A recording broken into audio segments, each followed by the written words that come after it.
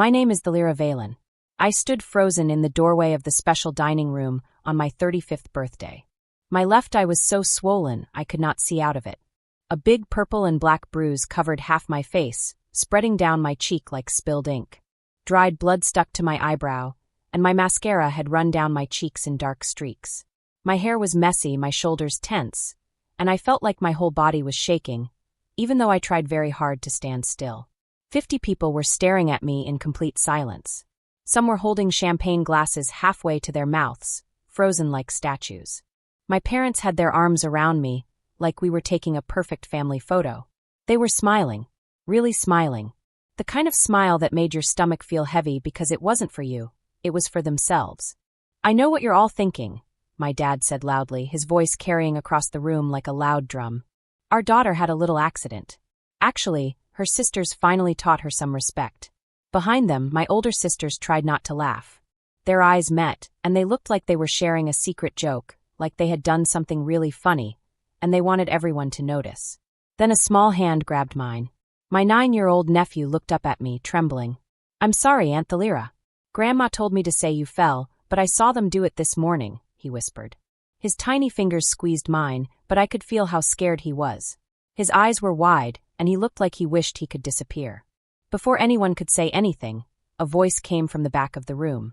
"She's not the only one who grew up with those bruises." Everyone turned their heads. My twin sister stepped forward, holding her phone up, the screen glowing bright. Outside the glass doors, red and blue lights started flashing. I realized immediately that help had arrived, the kind of help I had dreamed about for years. If you've ever walked into a room full of people and realized your own family just embarrassed you in front of everyone, leave your city or state in the comments. Hit subscribe. You'll want to hear what happened next. 3 days earlier, I was still trying to believe this birthday would be different. I sat at the kitchen counter in the house I had never been allowed to leave. I had color-coded spreadsheets for a party I didn't even want. Seating charts, food restrictions, flowers, every tiny detail had to be perfect because perfection was the only thing I had to protect myself. Without it, I felt like I would crumble, like I would disappear into the cracks of the house I hated. Kalen checked my bank account every Sunday night like clockwork. He still had the password from when I was 19, and he didn't trust me with money. Isolde kept my passport, birth certificate, and social security card locked in a safe behind the family portrait in their bedroom. The one where we were all smiling so hard that it seemed fake. My older sisters had stopped the old insults about messy shelves or dry chicken. Now they did bigger things. Thalira gave herself access to my work email 6 months ago. Evanice sat on the couch with her laptop and deleted invitations from my colleagues. "We don't need people asking questions," they said. If I tried to change the password, Kalen would just call the bank and have it reset. I was 34 years old and still needed permission to spend the money I earned. Every time I thought about it, my chest tightened like someone was squeezing it with cold hands. The trust fund was the last chain holding me back. My grandfather had set it up a long time ago. The money would automatically belong to me on my 35th birthday. No signatures, no approvals, just the date. 3 more days. I refreshed my banking app for the 100th time that morning, watching the countdown. 72 hours until the money would be mine, and they could never threaten to take it away again. My hands shook so badly, I could barely hold my coffee cup. The warm liquid sloshed over the sides. I didn't even care. Sleep hadn't been my friend for weeks. Every time I closed my eyes, I heard Isolde's voice from when I was 22, telling me I would never survive without them. I had tried once. I packed a small bag at 3 o'clock in the morning and made it as far as the driveway. But Kalen's car headlights stopped me. I went back inside. I always came back. Thalira walked in without knocking. She dropped her designer bag on the counter, the sound loud in the quiet kitchen. "Let's see who you've been talking to this week," she said. She scrolled through my inbox like it was her own. A message from the PDA, a carpool invitation, was gone in seconds. "We don't do carpools," she said with a sweet smile that didn't reach her eyes. Evanice came 5 minutes later, filming me with her phone. "Smile, little sister." Content for the family Instagram. Caption: Thalira planning the party of the year. She zoomed in on my face. "You look tired. Maybe don't scroll so late at night." I said nothing. 3 more days. Kalen appeared in the doorway. His glasses sat low on his nose, his eyes cold. The country club confirmed the private room. 50 guests. Don't make me regret letting you handle this. He didn't wait for an answer. He never did. Isolde came in last, holding the leather planner she had used to schedule my entire life. We're wearing navy, she said, her voice sharp. Family color. I already had your dress altered. Try not to gain weight before Saturday. I stared at the spreadsheet until the numbers blurred. I hovered over the send button for the venue. One click, and the venue was locked. One click, and there was no going back. I clicked. The confirmation email came immediately. I closed the laptop before they could see the second message, from the trust department. Midnight on my birthday. Automatic distribution. No action required. 72 hours. I stood up, my knees shaking, and carried my mug to the sink. My reflection in the window looked like a stranger. Hollow cheeks, dark circles under my eyes, no makeup could hide it. For the first time in years, I didn't look away. 3 more days, and the house, the rules, the constant watching would still be here. But the money wouldn't be theirs. Maybe then I could finally leave. 2 nights before the party, they decided to remind me who still controlled me. The dining room smelled like rosemary and roasted lamb. The same meal every time they wanted to feel perfect. I had spent the afternoon setting the table with the good china, polishing the silver, and folding the napkins into fans. Anything to keep my hands busy and my mind quiet. Celera arrived first with a thick manila folder instead of a bottle of wine. She dropped it on the table with a loud thud. Since we're all together, she said sweetly, I thought we could take a little trip down memory lane. She opened the folder. Inside were papers I hadn't seen in 15 years. Letters from college, emails to the dean, a withdrawal form with my shaky signature, all stamped with the university seal. Kaelin raised an eyebrow, amused. Isolde leaned forward, lips curling in a half-smile. Celera read the first letter out loud, slowly. Miss Valen has been placed on probation for repeated absences and failing grades.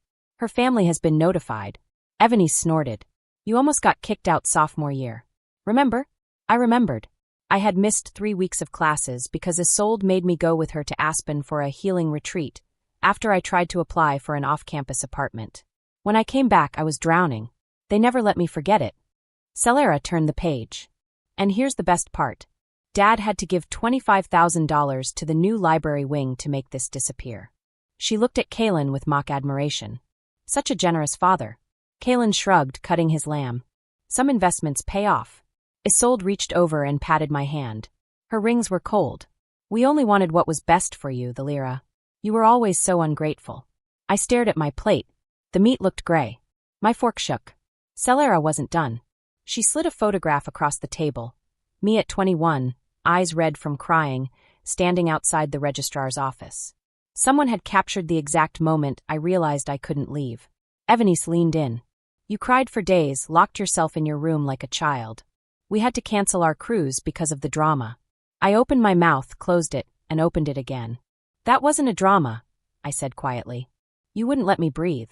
Silence fell like a knife. Kaelin set down his knife calmly. I said again, louder this time. You wouldn't let me breathe. Isolde laughed sharp and cold. Listen to her. 34 years old, and still playing the victim. Celera's eyes narrowed. Careful, the Lyra. Some things don't stay buried just because you want them to. I looked at each of them. Really looked. Kaelin's jaw was tight with warning. Isolde's fingers were white around her wine glass. Celera smirked like she had already won. I felt my heart pounding in my chest. My mind raced. How could they treat me like this after everything? I wanted to cry, scream, and run away all at once. My hands clenched into fists under the table. I thought about the countdown timer on my bank account. 3 more days. 3 more days until I could be free. Evanice was recording everything on her phone, probably to use against me later. I could feel a quiet anger inside me building up like a balloon ready to pop.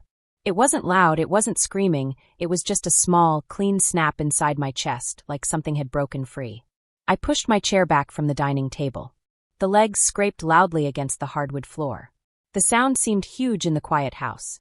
I'm not hungry, I said, trying to keep my voice calm. Kaelin's voice, smooth and cold, stopped me as I reached the door. Sit down, he said. I didn't. I couldn't. I walked out of the dining room, my steps echoing down the hallway. I passed the family pictures on the walls, the pictures that made it look like everything was perfect. I passed the locked study where Isolde kept all my papers, my documents, my history, everything she wanted to control. My legs carried me upstairs without me thinking, like they were moving on their own. When I got to my bedroom, I closed the door behind me and turned the lock. I hadn't locked this door in years, maybe not since I was a teenager. I stood there shaking, my heart pounding. Then I did something I hadn't done since I was 16. I pressed my face into my pillow and screamed. I screamed until my throat hurt, until I couldn't make another sound. When I was done, I lay on my back, staring at the ceiling. My chest heaved up and down as I tried to catch my breath. The house below me was completely silent. No footsteps. No shouting. Just silence. Just the heavy weight of what I had done. I had spoken back. For the first time in my adult life, I had said no. And nothing had fallen apart. But the day before my birthday, they made sure I would never forget the price of speaking up. I went into the gift wrapping room. The room Isolde had turned from a guest bedroom into a wrapping paper room. Rolls of navy paper and silver ribbons surrounded me, the colors perfectly matching the family's rules. Kaylin's gift sat in the middle of the table. It was a limited edition watch I had ordered secretly 6 weeks earlier, using the last of my own savings. 2 months of skipped lunches, secret pennies saved just to buy this gift.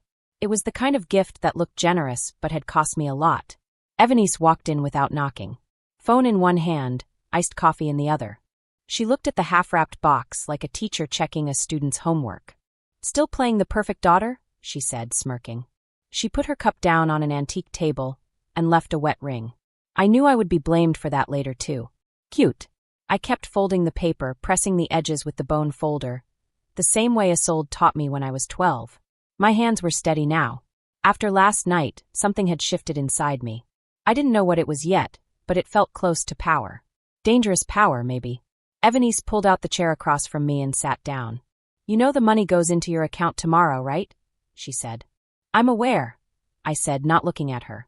She leaned forward, smiling her mean, perfect smile. "So here's the thing. You get the trust fund. You finally grow a backbone and leave. And suddenly we're the villains. Poor little Valera, tortured for 35 years. That's the story people will tell." Her voice dripped with poison, but I kept tying the ribbon and pulling it tight. "What story do you want?" I asked, calm now. She smiled, that same fake smile she used in front of cameras at charity galas. Then she turned her phone toward me. Old photographs. Dozens of them. There I was at 16, my cheek swollen with an ice pack pressed against it. At 18, my wrist in a brace after falling down the stairs. At 21, the night I tried to leave for good eyes, sitting in the police station with eyes empty and scared. After Kaylin convinced the officer it was just a family disagreement. "These are just the highlights," she said, scrolling slowly.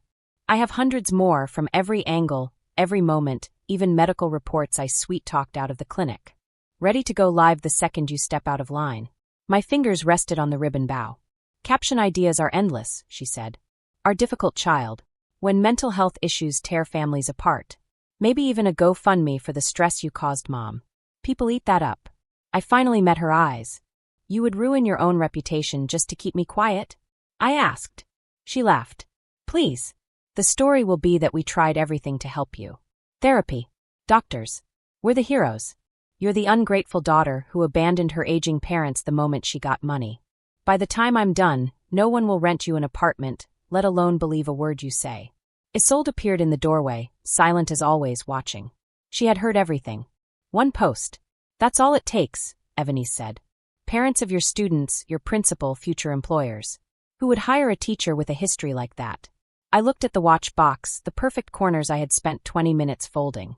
"You're scared," I said flatly. Evanice's smile faltered for half a second. "You're terrified," I said. "Tomorrow the money is mine. And you can't threaten me with it anymore. You can't kick me out. You can't tell me where I can go, or who I can see. Now you're scrambling for new leverage." Isolde moved closer, her voice soft and dangerous. "Your sister is protecting the family image, something you've never understood. Stop being dramatic." I looked at her, really looked at her. The woman who had convinced doctors I was unstable. The woman who smiled at parent-teacher conferences while I sat in the car with a split lip. The woman who slept peacefully every night, knowing exactly where my passport was. I stood up slowly. "No," I said. The word hung in the air. "What did you say?" Isolde asked. I said no, I repeated. "Post the pictures. Tell whatever story you want. Tomorrow the money is mine, and I will never set foot in this house again. You can't stop me." Evanice lunged across the table, grabbing my wrist hard enough to bruise it. You don't get to walk away and leave us holding the mess you made of this family. I didn't pull away. I leaned in until our faces were inches apart. The mess, I whispered, was never mine. For the first time in my life, she let go first. I walked out of the gift room, past Isolde's stunned silence, down the hallway lined with lies framed as memories. My wrist throbbed where Evanice had grabbed it, but I didn't stop. I didn't look back. Tomorrow couldn't come soon enough. The morning of my 35th birthday, everything they had built for 35 years finally cracked. I woke to the soft vibration of my phone on the nightstand. The screen lit up with a single notification from the bank app one hadn't been allowed to open for over 10 years. Transfer complete. Account now solely in the name of the Lyra Valen. Balance, $4,720,000. Effective 12:01 a.m. I stared at the numbers until they blurred. Then I smiled. A real smile. The first real smile I could remember in years. I slipped out of bed, threw on jeans and my oldest sweater, the one Isolde had thrown out years ago, which I had rescued from the donation pile. I walked downstairs barefoot. The house was too quiet. Too quiet. Kalen was already in the kitchen, tie-knotted, coffee in hand, staring at his phone like it had betrayed him. Isolde stood beside him, face drained of color, clutching the counter. They hadn't noticed me yet. It's gone, Kalen said, his voice hollow. All of it. Transferred at midnight. She has full control. Isolde's knuckles went white. Call the lawyer, she whispered. He says it's ironclad, Kalen said. Her grandfather made sure no one could touch it after 35. Not even us. I leaned against the doorway. Good morning. They spun around. Kalen's eyes narrowed. Isolde's mouth opened, then closed, then opened again. I held up my phone so they could see the balance. Looks like the leash just snapped. Kalen recovered first. He set his cup down slowly. We need to talk. Celera and Evanice arrived 20 minutes later, summoned by frantic texts. They stormed in, still in workout clothes, faces red from spin class. The four of them formed a semicircle in the living room, like a tribunal. Kalen spoke first, his voice smooth, the one he used with business partners. Obviously this is a big change. Emotions are high, but we're family. We handle things together. He slid a document across the coffee table. A voluntary partial disclaimer of inheritance. It would redirect half the trust fund into a new family foundation with them as trustees, naturally. All you have to do is sign, Isolde said, soft and almost pleading. You don't want people thinking you abandoned your parents the moment you got money. Celera crossed her arms. Be reasonable, the Lyra. Evanice just glared. I picked up the pen, turned it over in my fingers, then set it down. No. The word landed like a gunshot. Kalen's mask slipped. Excuse me? I said it again, louder this time. No.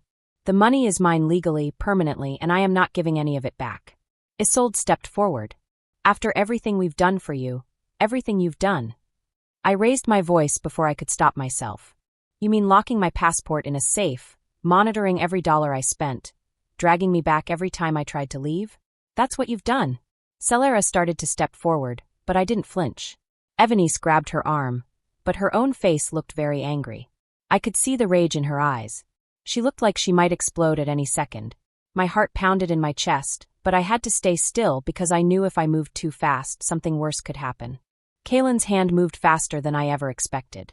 He slapped my cheek so hard it hurt a lot, and the sound of it cracked loudly in the room. My head jerked to the side, my ear ringing with a high, sharp sound. I could taste blood in my mouth. Before I could even try to straighten up, Evanice shoved me hard in the chest. I stumbled backward, and my heel hit the sharp corner of the glass coffee table. My temple hit the edge, and a heavy, sickening thud went through my head. The pain exploded like a white-hot fire. I slid to the floor, holding my hand to my left eye as warmth ran down my face. It was blood. I could feel it trickling down. For a moment, no one moved. The room was frozen, silent, like everything had stopped. Then Isolde whispered, her voice tiny and scared. Oh God, look at her face. Kalen's breathing was heavy and harsh. Get up. Clean yourself. We have the party in 4 hours, he said. His voice was low and dangerous, like he was a storm about to strike. I pushed myself to sit. Blood dripped onto the cold, shiny marble floor. Celera sounded almost panicked. That's going to bruise badly, she said. Evanice knelt beside me, shaking as she spoke. Concealer won't cover this. What do we do? Her voice was almost breaking. Kalen stood over me, tall and scary. You will put on the navy dress. You will smile. You will tell anyone who asks that you walked into a cabinet. Nobody will believe anything else, he said. His words made my stomach twist. I laughed, but it came out wet and broken. You still think you can control the story? I asked. I pulled my phone out with my bloody fingers. I angled the camera and took 3 clear pictures of my face. My eye was already swelling shut. A line of blood ran from my temple to my jaw. I attached the pictures to a message and sent them to Lyriel. Subject: something happened. Come now. Sent. Police notified. Hold on. I looked up at the 4 of them staring at me like I was a bomb about to explode. Their faces were a mixture of anger, fear, and surprise. Change of plans, I said quietly. I'm still going to that party. Kalen relaxed a little. Good girl, he said. But I smiled with my split lips, not at him. I smiled at no one but myself, and the feeling was quiet and strong. The drive to the restaurant was the longest 20 minutes of my life. Kalen gripped the wheel so hard his knuckles turned white. Isolde sat beside him, twisting her pearl necklace over and over until it almost broke.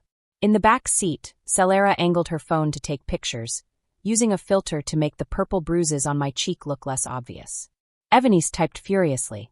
Birthday girl ready to celebrate, she read aloud, adding heart emojis. Post, she said. I said nothing. My fingers stayed locked around my phone, thumb hovering over the screen showing Lyriel's last message. ETA 12 minutes. Officers with me. When we arrived at the country club, valets rushed to the cars. Kalen cut the engine and spoke low, his voice dangerous. You will smile. You will say you walked into a cabinet reaching for a glass. One wrong word, and every penny you inherited disappears into legal fees you will never pay. Understood? I nodded once.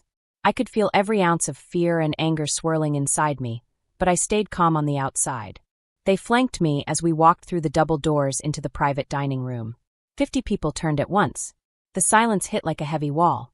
Forks froze halfway to their mouths. Someone dropped a champagne flute, and it shattered on the floor. I felt every stare land on my face, my swollen eye fully shut now. Dark purple spread up to my temple. A thin line of dried blood ran down from my forehead to my jaw. Kalen's smile stayed fixed and fake, like he was pretending nothing had happened. He raised his glass. Thank you all for coming to celebrate our daughter's 35th birthday. She had a little accident this morning, clumsy as ever, but nothing keeps Valen down. A nervous ripple of laughter tried to start, then died quickly. Then Kilian, Solara's 9-year-old, jumped up from the children's table. He had been sitting quietly, hands clenched in his lap, trying to be brave. Now he shouted, his voice high and desperate. Stop lying. You heard her this morning. All of you. And you told me to say she fell, but she didn't. Gasps went through the room. Phones came up. Kalen's grip on my arm tightened, crushing me. He's confused, he said. The main doors opened. My twin sister, Lyriel, walked in first, her hair blown by the wind, her eyes locked on mine. Behind her were 2 detectives in plain clothes with badges showing. Zevran and Maricel Kale followed, carrying a thick folder. It looked heavy and important. Lyriel didn't raise her voice. She's not the only one, she said clearly, loud enough for everyone to hear. And today it ends. She held up her phone and pressed play. Isolde's tiny voice from a recording long ago filled the room. It was from when we were 16. We did what we had to do to keep her in line. Some children only learn one way, the recording said. Another clip played with Kalen's voice from the same year. If she tries to leave again, we'll make sure no one believes a word she says. The color drained from everyone's face. Lyriel stopped the recording. I have hours of this, she said. Medical reports, photographs, witness statements from neighbors who heard the fights. The officers outside have warrants in process. This isn't a discussion anymore. Kalen tried to step forward, but a detective moved to block him. Kilian ran to me and wrapped his small arms around my waist, crying into my sweater. I held him with the arm that wasn't pinned by Solara's suddenly loose grip. The feeling of his small body shaking in my arms gave me courage. Zevran Kale stepped forward and opened the folder. Inside were stacks of documents, inches thick, all dated and official. We've been waiting for this day since the Lyra showed up on our doorstep at 16 with a broken wrist and nowhere else to go, he said quietly. Everything is here. A woman near the front whispered, Oh my God. Evanice's face went slack. Celera looked around wildly, searching for a way out that wasn't there. Kalen stared at me, something breaking behind his eyes. For the first time in 35 years, I met his gaze and didn't look away. The officers asked Kalen to step aside. The entire room turned. One detective raised a hand, Everyone stay where you are. This is now an active scene. Phones were already out. Someone started live streaming. The red recording dots looked like dozens of angry eyes watching everything. The taller detective moved toward Celera and Evanice. Hands where I can see them, he said. Celera laughed, but it was a high, brittle, nervous laugh. This is ridiculous. She's our sister. The detective didn't smile. He pointed to the scratches on my forearm. Those match the pattern of your fingernails, he said, and gently put metal handcuffs on their wrists. Within seconds, both sisters were secured, hands behind their backs, staring at the floor. Kaylin's voice cracked across the room. This is a family matter. You have no right. A man in a navy suit near the front, Corvin Asher, Kaylin's business partner of 20 years, stood up. He looked sick. Then he said quietly, "Not anymore." Louder to the officers, "Do what you need to do." People began moving. Chairs scraped across the floor. Some grabbed their purses and hurried out. Some filmed as they went. Others avoided eye contact entirely. The room emptied in waves. The second detective knelt beside me. "Ma'am, we need photos of the injuries for evidence. Are you able to stand?" I nodded. He helped me up. Flash after flash went off as they documented the damage. The swollen eye, the split skin above my eyebrow, and the fingerprint bruises forming on my upper arms where they had dragged me from the house. Harlan Cale spoke to the lead officer, voice low and calm. "We've been documenting since she was 16. Medical records from 3 different ER visits, photographs, sworn statements from neighbors who heard the yelling through open windows. It's all in there." Maricel Cale stood nearby, eyes shining but steady. She reached for my free hand and squeezed it once. Isolde was crying now, silent tears cutting tracks through her perfect makeup. "You're destroying us," she whispered. "After everything we gave you." I looked around the room. The fear that had hung over me for so long was breaking apart. For the first time in 35 years, I wasn't alone. I wasn't hiding. And I wasn't afraid anymore. Kaylin tried one last time to come toward me. But the detective was ready. He stepped in front of Kaylin and said firmly, "Sir, step back." Kaylin stopped right away and held up his hands like he was surrendering. But then he looked at me, and for the very first time, I saw fear in his eyes. Real fear. Not fake fear, not the kind you pretend to have. Real fear. I didn't feel happy. I didn't feel like I had won. I didn't even feel like I had revenge. I just felt empty, like a house that had been locked and closed for a very, very long time. And now someone finally opened all the doors and windows so the fresh air could come in and move around. Everything felt open and quiet inside me, even if it was a little scary too. Paramedics arrived a few minutes later. They gently helped me onto a stretcher right there in the lobby. People were still walking by. Some stopped and asked if I was okay.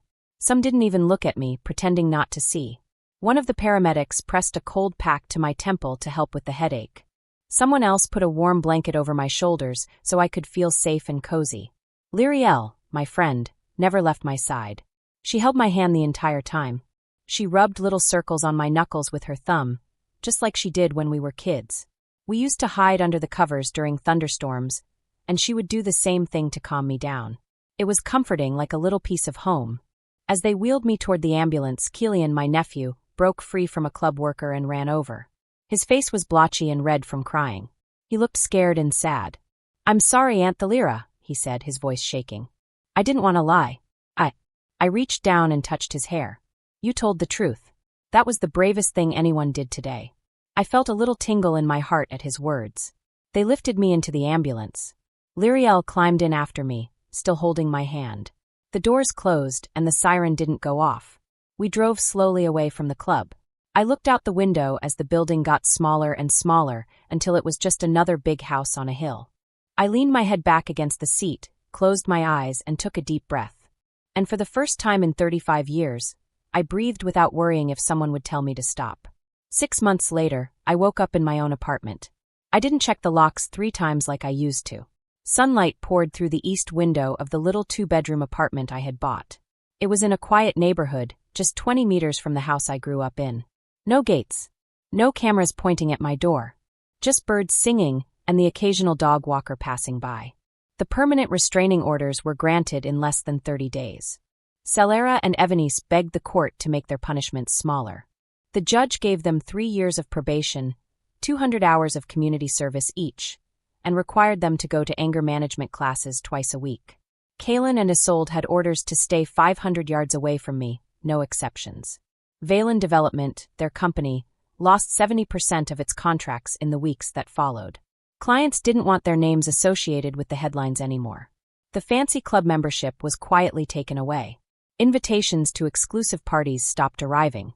The family that once owned half of the city's tallest buildings couldn't even get a table at their favorite steakhouse. I used some of the trust money to buy my apartment. No mortgage. No co-signers. No one to tell me what to do. The rest went into a savings account that only I could use. I still teach 3rd grade. A different school. A new district. New kids, new faces. The principal knew my story before hiring me. She said, "Someone with courage like yours belongs in front of children." Some nights, I still wake up startled. A slammed cabinet door, a raised voice on TV, a man walking too close behind me in the grocery store. These things still make me flinch. My therapist says it is normal. I call it proof that the scars I carry are real, even if no one else can see them. Every Tuesday evening, I drive to the community center downtown. I sit in a circle with women who look like I used to.